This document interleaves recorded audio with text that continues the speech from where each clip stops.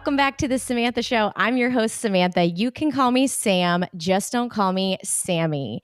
And I am here with CycleBar's director of training, creator of Kinisi Performance, but best known as Hot Wheels Mom. Karen Maxwell, Kmax, the cat, finally. The hardest guest I've had to nail down. She's here, folks. What's up, Kmax? Hi, Sammy Baker Davis Jr.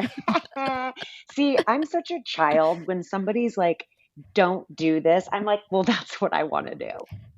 Like, anytime somebody says, that's what I want to do. Because you bust balls harder than anybody I know. Every time I put like a post up, I'm like, there goes Kmax again on her shit. So it's my favorite thing to do. I feel like it connects me with people. Also, like, if we're not making fun of ourselves and laughing about life, like, what is the point? Truly. You know, I totally agree. Excited to be here. Thanks for having me. Yes, absolutely. So this is not a CycleBar podcast. Obviously, I know you because of CycleBar, but I like to use this platform to get to know people beyond who we are on the bike and what we do at CycleBar. And although I've had a lot of teammates and people from that community on the show, really, we're talking about other things. And I really want to know a lot about Kinisi, what you're doing with that. I have questions about the products myself. And then also a little bit of how you kind of balance life as mom and doing all the things. So that's where I plan to take the conversation today. But first, I start every episode with the 3 things you need to know. So can you give us, Kmax, at least item 1, what is one thing that people need to know? Cats are better than dogs. I can't believe you're going to go there. I know. Hot take on this. And we're probably just, actually, a lot of people won't even listen past this statement. And I'm sorry if I'm ruining your podcast, but cats are better than dogs. Even though you have a dog now? Yeah. And I like the dog fine, but I love my cat like so much. So cats are just rude. Like, yes, they don't care about you. Oh no, I know. And I think that like they connect, you know, dogs are physical, right? They connect to you physically, but cats like connect spiritually. So, you know, like when a cat, like if they want to get on your head, that's like your like sacrum, your chakra. They're like vibrating with your like brain. And I know it's like super weird to talk about this, but and just in general, cats are just so much easier than dogs. Like all I have to do is like clean out the litter box. I don't have to go outside and put my hand in a bag and like grab a warm turd and like discard it. Like I have a scooper in a litter box. It's all contained, you know? So much easier. That's fair. I'll give you that. I didn't know that I had a cat that used to sit on my shoulders. She would climb up and sit on my head and shoulders. So at least now I know she was on my level. I did like her. She was a cool cat. Yeah. And she was like calming your spirit. Like cats are like spiritual and dogs are just, they're physical. They make us feel good, right? They're like, I'm going to hug you. I'm going to love on you. They're like, you know, dumb. And they're like, which is great. We love dogs. Like, I'm not going to say I don't like dogs. I do like dogs, but cats are better than dogs. Okay. I can appreciate it. I'll give you that one. You actually like, you made a good point. So I'll allow it. What's the second thing that people need to know? Underwear is overrated and you don't really need to wear it ever. I agree with that. But Gracie the other day, I don't even know what I was doing. I was just in my normal clothes. She looks at me and she says, "Do you have underwear on right now?" And I was like, first of all, why are you asking? Second of all, none of your business, but also it's not necessary. Do you think it's a fitness world thing? I feel like that's where it comes from for me mostly. Yeah, because this is also a hot take. Like some people wear like a thong with their leggings, and I'm like, why? Like there's no need to add anything else there. But yeah, maybe just wearing leggings, but also I will wear my jeans with no underwear. I never wear underwear. I mean, if It's I'm fair. wearing like a dress or something, I'm like, ugh, I got to figure this one out. I'm But glad you take care of that. if it's a long dress, though, It's fine. Be free. there's no underwear under Free. You're in Denver, so I feel like that's probably very there. acceptable there. It really is. Nobody cares. Yeah, it's constricting. It like, okay, like biologically speaking, like, Sure. there's a lot of moisture that happens down below. So you're holding in the moisture. You got to like air it out. You got to let it be free, Let you it be know, free. Let it breathe. Totally. let it I agree breathe. with that. I And like this that goes for one. both men and women. Like, do guys need underwear? I don't know. They're dealing with more than we are. So Yeah. what's the third thing that the people need to know? The third thing is something actually that my daughter taught me recently, which is women have vaginas Yeah. and men have like, penis and balls, but everybody has an asshole. Wow. Kitty. Yep. Straight from a 6-year-old's mouth. Where does she learn this? Are you sure you didn't teach her that? I did not. We were in the bathroom one day. We were talking about anatomy. And then she's like telling me the differences. And then she's like, but everybody has an asshole. Well, she said butthole, let's be honest. She's like, everybody has a butthole. And I was like, damn, deep. Yeah, We're all the strong same. We're observation. all Yeah, human, this right? is true. This is So, true. I love it you when our know, kids teach us lessons. It's my favorite. yeah. It's my favorite. I probably won't share that in CycleBar class though. I do sometimes, but I'll let you handle that and share that where you need to. But Oh, I've uh, shared it in class before. sure.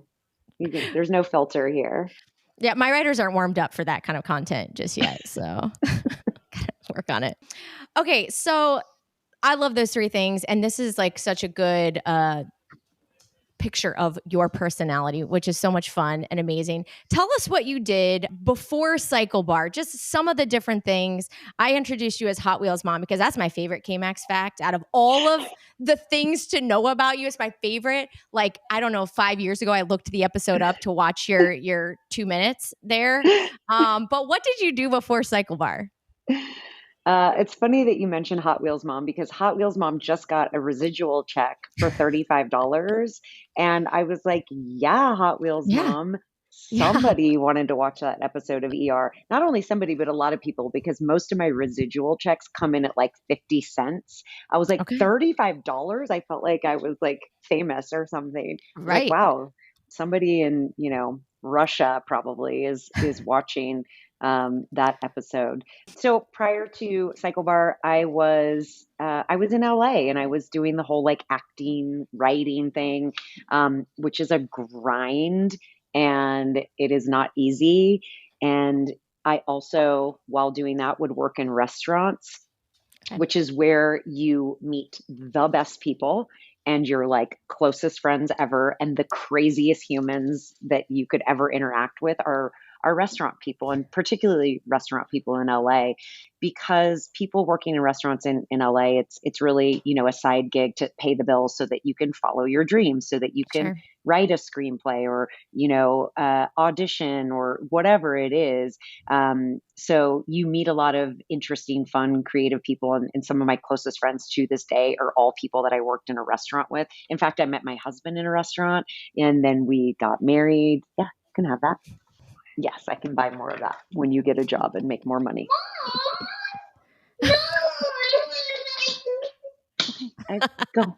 It's So awesome. so yeah, and so it was a grind. There was some years that are like successful, and you're Yeah. like yeah, and then the next 5 years you're like oh this sucks, Did you and always then want to act? yeah, I've always sort of been a creative person. I've always enjoyed theater and movies and writing and characters and everything that goes into that world. So yes, I did high school theater, but no, not musicals. Like musicals are not my thing. I love watching musicals, but I'm Yeah. not the kind of person that's like going to dance around and sing and act. I was more interested in the film side. Like I wanted, more of that aspect. So yeah, it started there, and then I went to college and I studied theater. I actually have a degree in theater from a small liberal arts college in Southern California, and they teach you nothing in theater school about how to be an actor in LA, by the way. They teach you nothing. So it was a waste of $80,000 or however much college costs then. So you go to school and learn how to what be present, to change your voice, to Yeah, act, but then they don't teach you how to like they hustle don't in LA. yeah, they don't teach you like the practical side of the business. Yeah. So yeah, I'm like, oh yeah, I'm reading Shakespeare and I'm Moliere and Tennessee Williams, like the great playwrights, and you're like, oh, they're like so amazing. And then you get to LA and you're like, what do you mean I can't do Shakespeare for my scene study class? They're like, pick something current, like Kenneth Lonergan. Ever hear of him?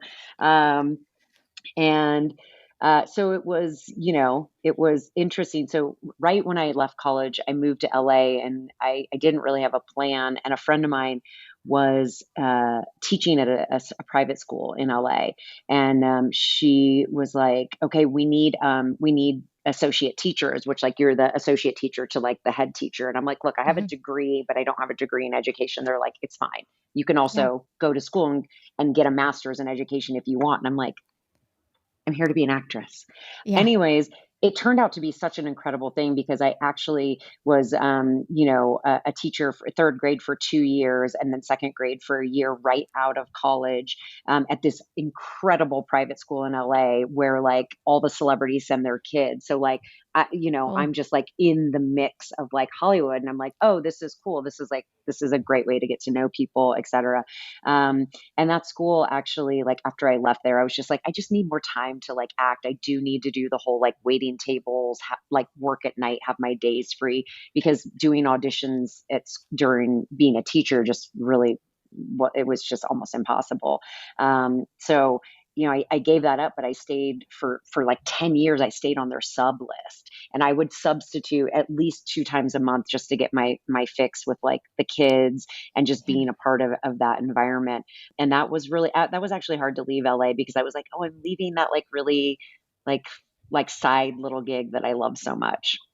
Someone asked me yesterday if you were a teacher, and I was like, I didn't know that. Like, I was like, I don't think so, but I don't. There are definitely holes in Kmax's timeline that I don't know. All I know is like Hollywood. All I know is Hot Wheels Mom, Flywheel, Cycle Bar, and then Yeah, Kinisi in there. So yeah, that's cool. That fills in like some of then the yeah. holes there with that. So you did teach for a little bit, and then without like the full Cycle Bar story, where did you first get involved? Because I know you started with Flywheel, right? Like, how did you end up making that transition then from acting into the fitness industry?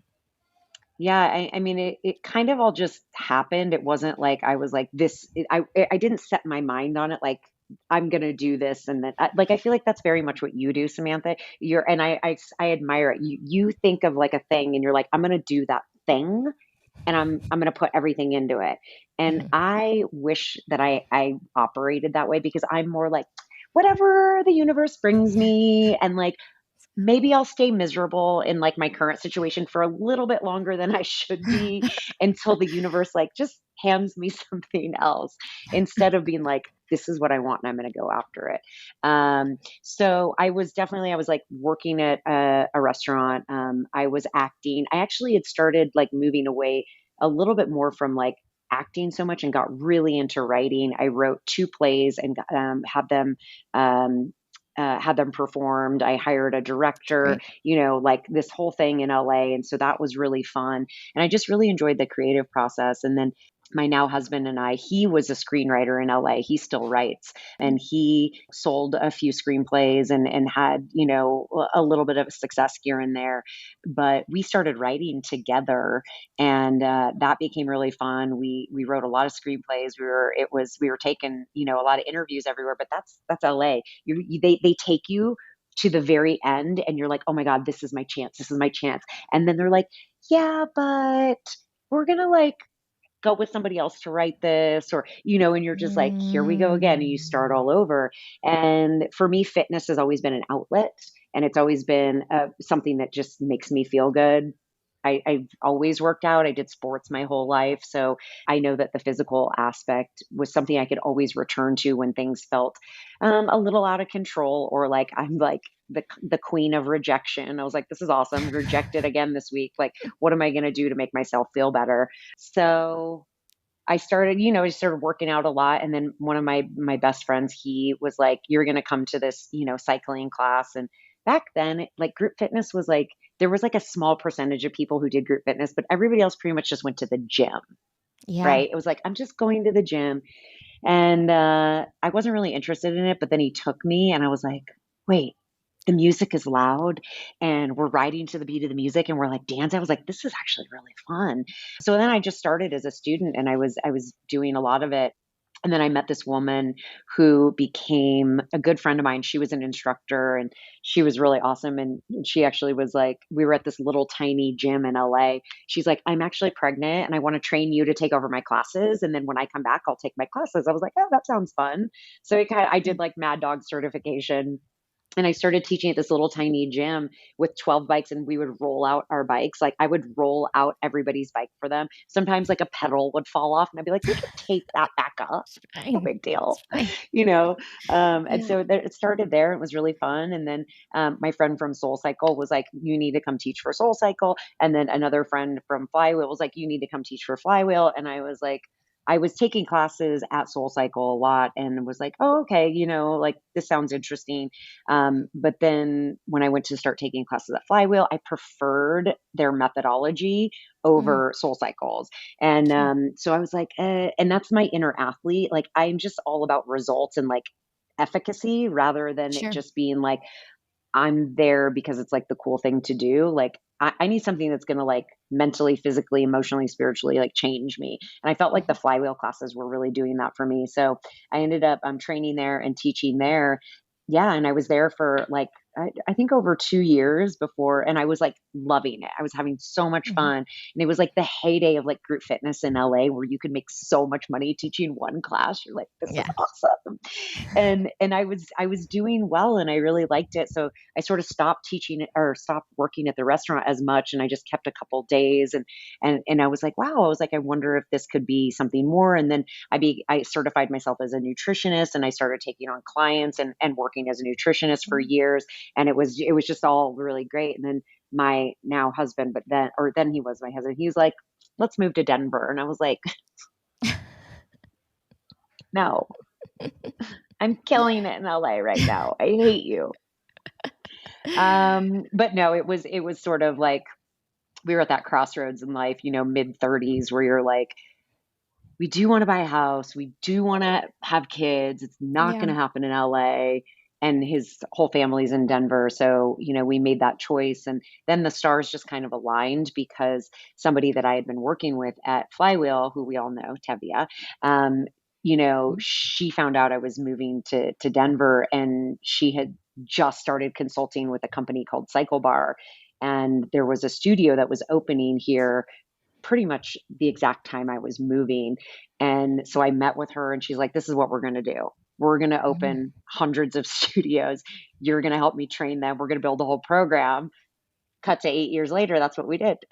Here we are. Here Here we we are. are. The rest is history. And it's amazing. Yeah. And I always tell people truly like the experience and so much of what we do, between you and Tevia just truly you guys made it and have made it what it is, which is so amazing and has changed so many people's lives, like not just the instructors, but the riders, and the impact that you've had so far and wide is just amazing. So I'm glad the universe put it in your path and set it up so that we could all be here to enjoy it. So you've got this great thing going. You're the director of training for CycleBar, but you feel drawn to start Kinisi Performance. And I think, did you start it around the pandemic time? But tell me a little bit. I guess let's talk first about like if you had your elevator pitch for Kinisi, what it is. And then I want to hear about when it started, how you kind of came about that. Yeah. This is another one of those like universe sort of was like, what about this opportunity? And I was like, oh, I haven't Yep. thought about that. Like, Yeah. let me give it a shot. Yeah. Um, yeah, it was before the pandemic. 2018 is really when we started it, and it was Okay. right after I had my kid, Mhm. and I was looking for I was just looking for something that felt good to put into my body that was natural. And I Mhm. don't like energy drinks. I stopped drinking coffee, I don't know, 7 years ago. And so I was like, okay, I'm not like caffeine can just be really hard on some people. Mediterranean people, they drink coffee all day and they're like, it's part of our like, it's our third part of our system here. Yeah. But a lot of people, it's really acidic. It can really dry you out. It can be hard to digest, hard to on your stomach. Being a new mom and a fitness instructor and just having to be like, go, go, go. I was like, I need something. And a friend of mine, she was like, hey, I want to drop off this like CBD product for you. And I was like, well, what is it? She was like, tell me about it. And I started taking some of it to sleep actually, like just to Yeah. help like relax and sleep. So it wasn't even about the energy side of it.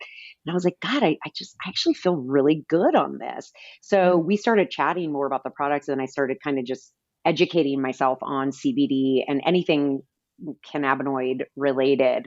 And I was like, okay, it's all natural. It's from the earth. It's organic. It's vegan.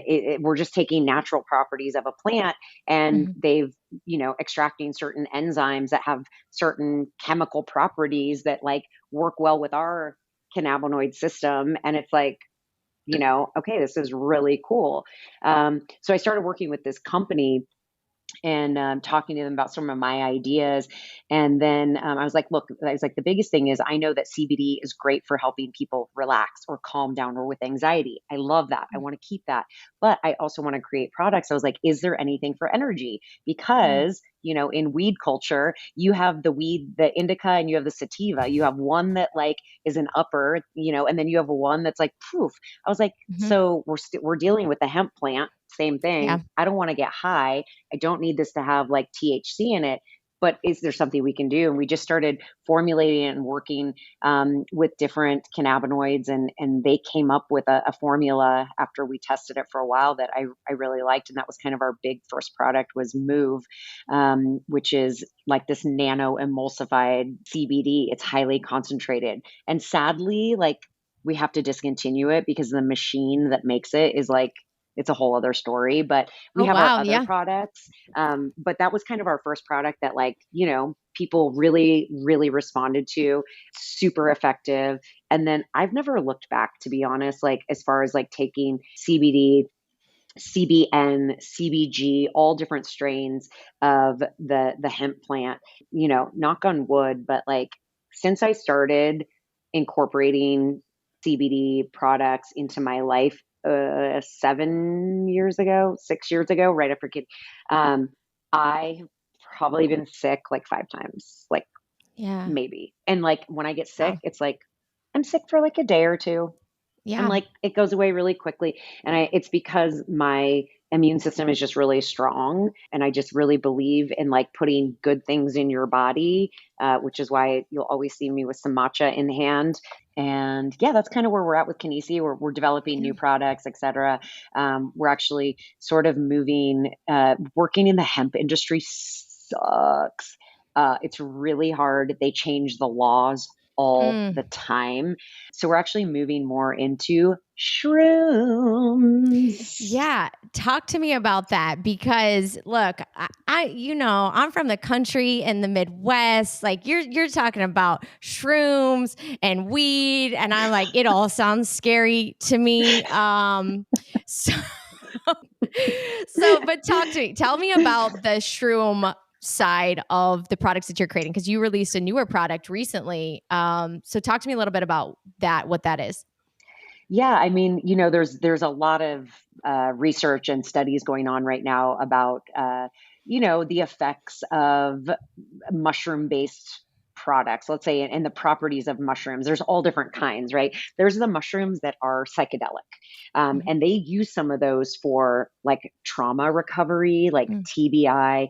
They'll use it for they'll even use it to help like hypnotize people. They'll so those are like kind of the psychedelic aspects of what people are doing. They're studying a lot of it, but the holistic and medicinal properties of mushrooms, I think they're just sort of tapping into the incredible properties that some of these have. Sure. Much like they were doing with marijuana years and years ago. They're like, it helps cancer patients with their pain. Great, give it to them. Like, how can we use plants to like help? And Mhm. and marijuana helps with epilepsy and seizures. Mhm. So it's like, let's keep exploring what else is out there. Sometimes I'll just go out in my backyard and pick up a blade of grass and eat it, and I'm like, Girl, what what stop. what am I creating right now? Um, and then I'm like, there's fertilizer on here. This is Stop.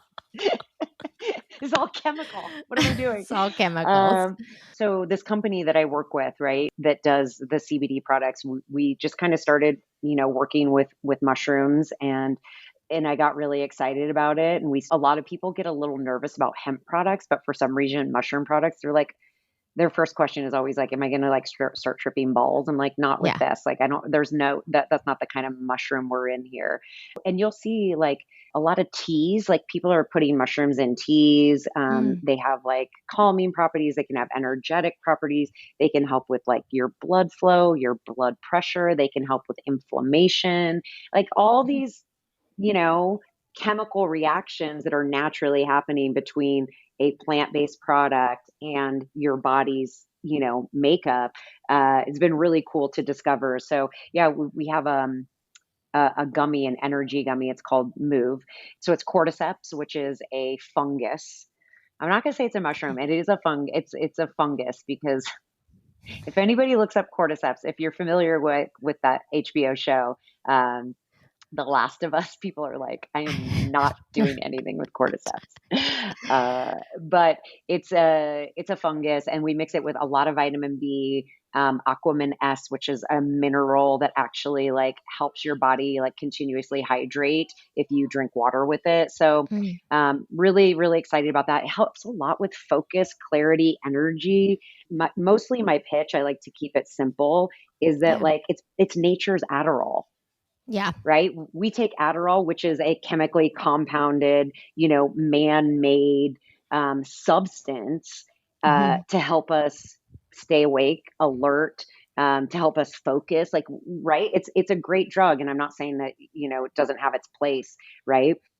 But if I can, get that same feeling with knowing that I'm not going to become addicted to it, or that it's Yeah. like really good to put into my body. It's not going to affect like my brain chemistry makeup. Then like that's the route I want to go. Sure. Very cool. And then you also have, so you have I didn't realize you're getting rid of Move. That's like the drops, right? Yeah, I But you'll know. still have the gummies, the CBD gummies? Yep. Okay. Yeah. And then you have like rubs, balms, other Yeah. products as well, Yeah. too. You make it sound like I have like seasoning for barbecue. You're like, you have rubs. I'm like, yeah, we have a CBD chicken rub. There's there's one for short ribs. What else am I supposed to call it? Lo Ointment? Yeah, Ointment ointment. sounds like Ointment is such a funny word. It sounds so like medicinal. You're it like, does. Rub the ointment on your sore. Exactly. That's why I'm not going there. It's not an ointment. It's a post-workout rub. rub. Yeah.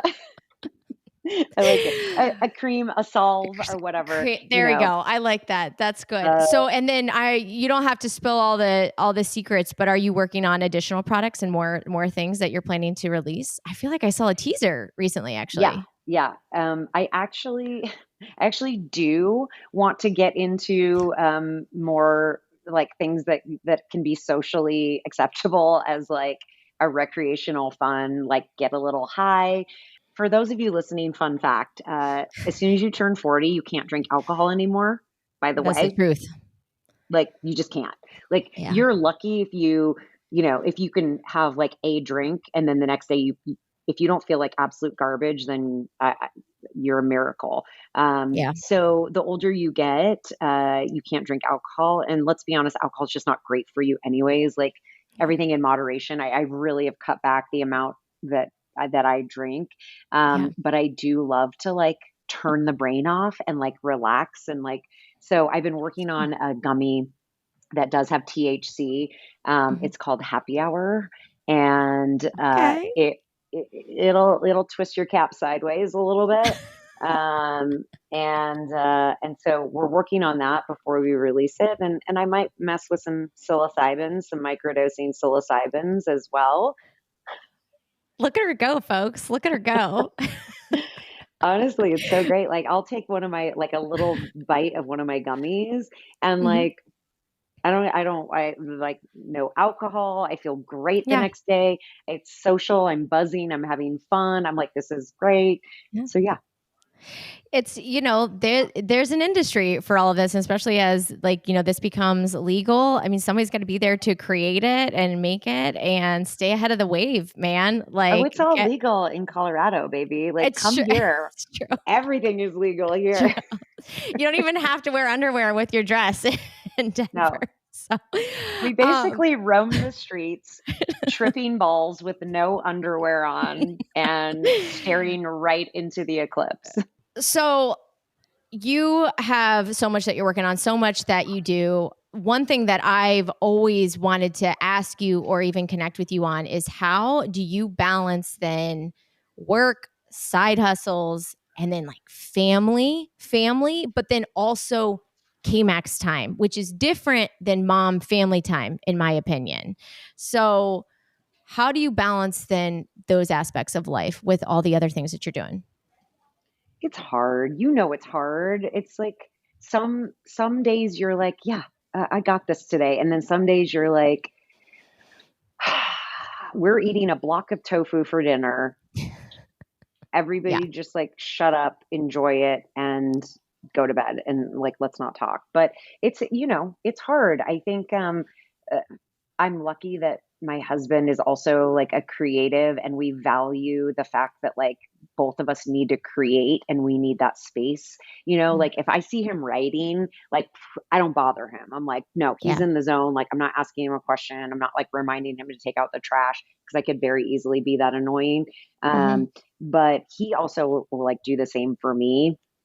So if I'm like, I need to go do a workout, and for me, that's usually like my and I love CycleBar. I love that, but like something Hmm. other than CycleBar because sometimes Yeah. CycleBar just Sure. going there feels like work.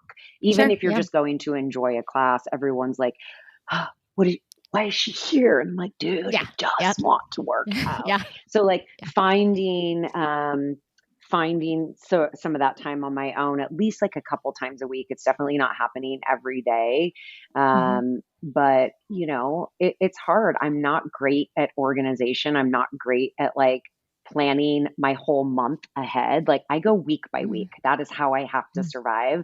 And if people are like, oh, what are you doing this summer? Do you have a vacation plan? I'm like, no, not yet. But like, in July Same. 1st, I could be gone July 15th. I don't know yet.